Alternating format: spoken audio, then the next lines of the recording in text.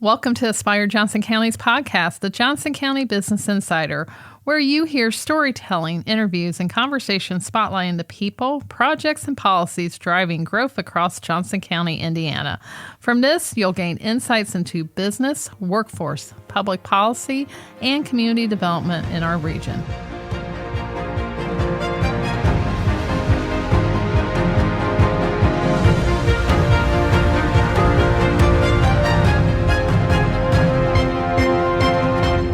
We're excited to share that the Johnson County Business Insider podcast is presented in 2026 by Citizens Bank. This podcast is brought to you by Citizens Bank. Citizens Bank, serving South Central Indiana since 1931. Building strong communities one relationship at a time. Learn more at citizens-banking.com. Community Health Network Cares, offering primary and specialty care locations across the South Side. Find the care you need close to home at ecommunity.com/south. Community Health Network provides many advanced treatment options for our South Side neighbors. Feel confident in your care, from minimally invasive surgeries to specialized cardiac care. Learn more at ecommunity.com/south. Today, we're diving into a topic that's getting a lot of attention right now, data centers. You've probably heard the term, maybe seen headlines, and likely heard some concerns. So today, we're going to break down what they are, what they look like, and what they mean for communities like ours. And thanks also to Centier Bank for supporting today's conversation. I'm your host, Angela Vandersteen, Vice President of Investor Development and Relations of Aspire Johnson County. And today I'm joined by my counterpart on the economic development side of Aspire, and sometimes my partner in crime, Amanda Rubadue. She is Aspire's Vice President of Economic Development, leading a team that oversees our work in company retention, company attraction, developing talent pipelines, and the items in our community that impact these things. Amanda, welcome, and thanks for being here with me. Yeah, thanks. I'm glad to be here. So, interesting enough, over the weekend, and you know I have 4 boys, Easter conversation somehow got the data centers. Oh, wow. Yeah. And, you know, I usually it's sports and, you know, WWE and things like that, but somehow got the data centers. And I was happy that they had good facts. So for listeners who may not be familiar, what exactly is a data center? So it's really a giant server room, essentially. Just like in your office, they store, process, and distribute digital data. That's really what they are. So what would one look like physically? What does the building look like? What would somebody see if they passed by one? So they look very similar to the large distribution facilities that you see along 65. But instead of lots of semi-trucks, you will typically see maybe a substation near one.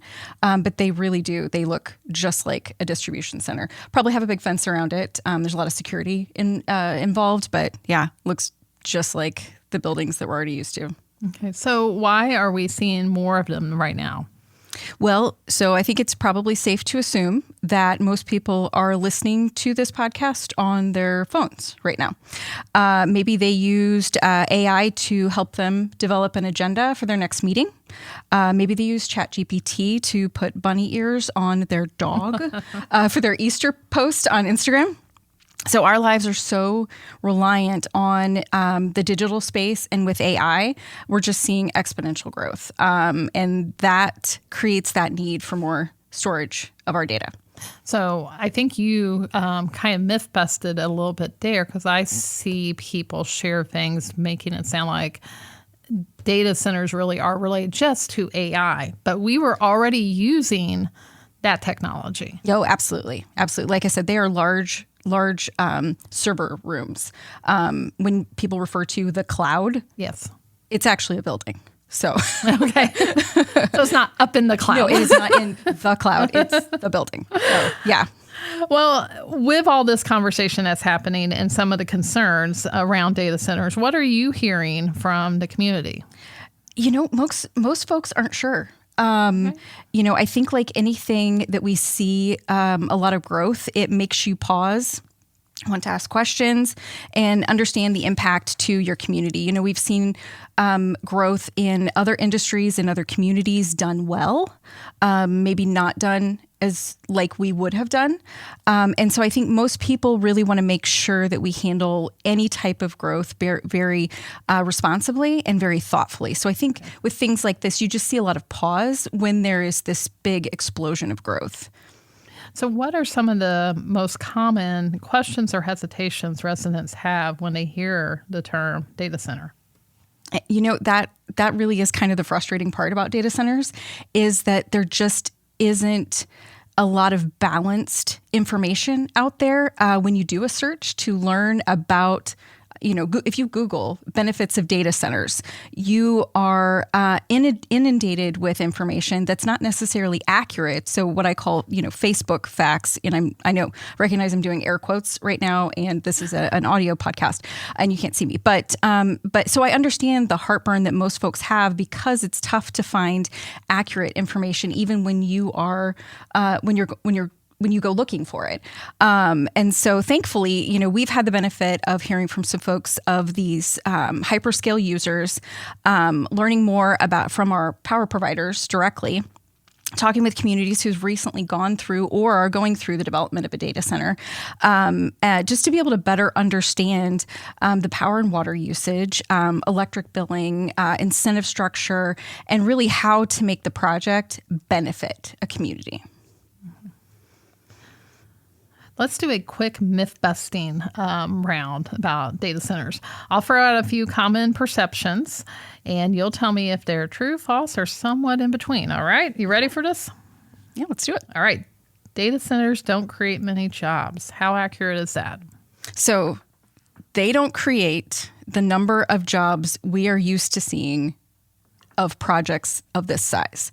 So in Indiana, we would typically see a multi-million-dollar project, or some of these are billion-dollar projects in some cases. Like with a large auto manufacturer, we would see hundreds, maybe thousands of jobs. Okay. But honestly, though, anymore, job numbers are not the measuring stick they're not the sole measuring stick for a good project. We don't have hundreds or thousands of people that could support a project of that size anymore. What is the mark of a good project is good jobs with higher wages that could be supported by our community. So while there aren't a ton of jobs that come along with a data center like we would see in an auto manufacturer, I understand this is my understanding of kind of rule of thumb. They generally need about 50 people to support one building. So if you're looking at, kind of a multi-building campus, it would be 50 people per building. And their salaries are higher. These are educated positions ranging from about $78,000 to $110,000 in salary. All right. As an average. Okay. Data centers use excessive amounts of energy and water. What does that actually look like in practice? So technology has helped this a bit. They are huge power users. No one's denying that.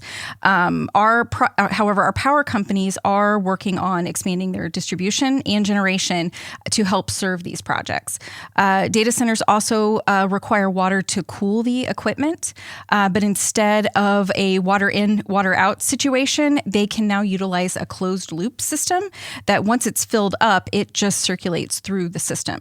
And so technology has helped that a little bit. But yeah, they are huge power users, and our power companies are working on that.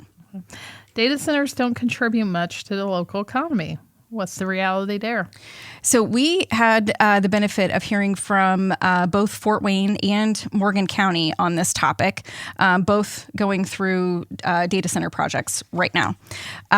So not only do these projects utilize a ton of local contractors for the construction of the project, but if the deal is structured well, and you'll hear me say that a lot, if the deal is structured well with the end user, communities, so that's like a Google or AWS, that type of thing, communities can have like literally generational impact on their economies.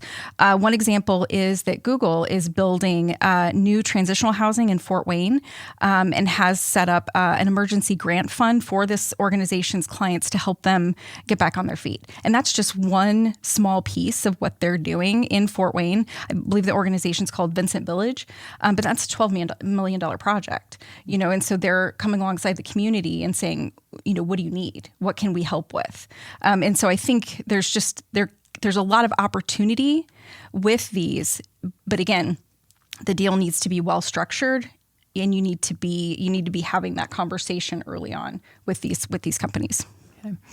So let's go a little bit deeper on the topic. How do these projects impact the local tax base, infrastructure, or public services? So especially on the infrastructure and public services part, really the investment a data center can bring can have a huge impact in a community. I know I could keep going back to Fort Wayne, but because of that additional infrastructure that Indiana Michigan Power is putting into their area, they are actually at the expense of the developer. This isn't going onto the residents. Okay. They're actually filing for a rate reduction. We're hearing so much that everything's going up, all of that, which it has. But in this situation, they're able to, they've put in so much more infrastructure that they're able to actually lower rates. So more infrastructure actually means more reliable power and potentially more interest from companies, outside of the data center user, because they know that you have the utilities now to be able to support their needs, because everything is using more power now. Manufacturing, everything requires more power than we've ever seen before, and so we're able to. This adds another feather in our cap, or in this hypothetical community's cap, to be able to attract additional investment. Okay. We've already talked about jobs. So what, beyond direct jobs, what kind of indirect or long-term economic impacts do you typically see? Well, on top of the community impact, I'll kind of go back to jobs a little bit more on the indirect side. We refer to construction jobs as indirect because they're short term. They're just there for the life of the construction project. The River Ridge Data Center project in southern Indiana is a 12-year project. It's huge. Anyone who works in the construction industry would probably love to know where they're going to work for the next 12 years. I mean, as transient as those jobs, you're kind of driving all over the state as a construction contractor, but they will be on site impacting the community there for 12 years. There's also the continued investment in the equipment. They have to reinvest in that equipment regularly within the data center. And so, that benefits the community in terms of additional personal property taxes collected and going into our community's budgets. And then things we don't think about, such as those regular services a development would require, such as landscaping, building maintenance, snow removal. All of these sites utilize local providers for these services. And so this is like having a new industrial park in your community, that type of thing, and how it can support your community. How do you ensure infrastructure like utilities can support a project like this without negatively impacting residents? So our utilities have learned a lot over the last few years and have really developed systems and planned expansions to shield residents from those negative impacts, especially to their wallets. So the cost of expanding the power capacity generally will fall to the developer. And so that's not coming back on the existing ratepayer. The rates the data center will be paying are actually separate from the residential rates. So it's like metered separately. So they're really working to make sure that whatever infrastructure that they are putting in for that new development really shields the ratepayer, the existing ratepayer, from any of those negative impacts. So what role do local governments and utilities play in planning for these responsibilities? So the most important role that our local governments and utilities play in this process is being part of the process. It's not checking out. It's not saying, I'm not going to be part of this, and advocating for the community and making sure that incentive deal is well structured. These are once in a lifetime projects, and if done well, being at the table, making sure that the project is as beneficial to the community as possible is so important. And so just being there and making sure that that you are part of the process is very, very important. So what makes a community a good fit for a data center? So data centers are looking for first power and then land. Generally, I've been doing this for quite a while. Generally, projects start with us, and then we loop in the utilities. Whereas these projects are starting with looking at a map to see where the large transmission lines are, and then they reach out to our power companies. Then the power companies are then reaching out to me and saying, "Hey, are you aware of this?" So it's a little different. So if as a community, if you have these components, then they look for the communities that have a willingness to work with them.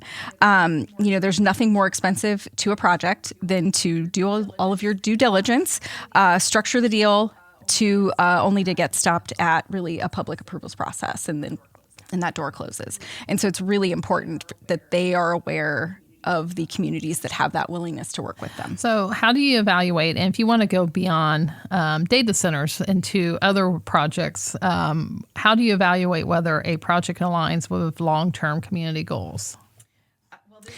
This would be a just blanket, no matter what kind of project we're talking about. We look at the industry. We look at any sort of environmental impacts, types of jobs, wages, the area that they're considering to make sure that these projects are a good fit. I say we play defense as much as we play offense when it comes to these companies that are considering Johnson County.